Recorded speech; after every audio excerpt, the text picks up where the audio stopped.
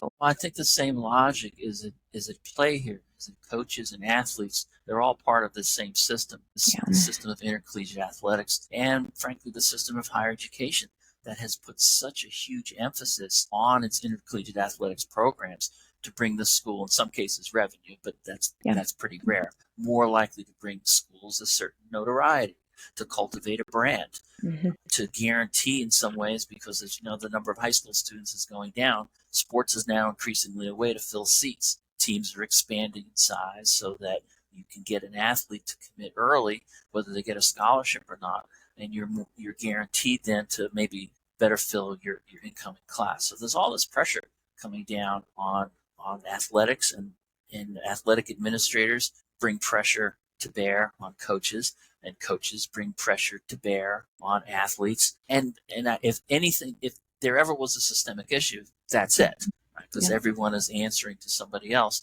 Unfortunately, the athletes are kind of at the bottom of the food chain there, and so they don't, they don't have anyone that they can impose certain constraints on.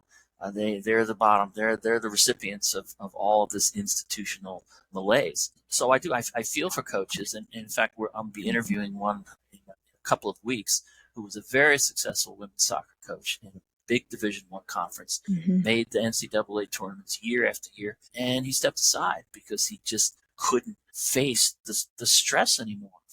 It was never enough. It was never enough to win your conference. It was never enough to make the NCAA tournament. You had to go further and further and further.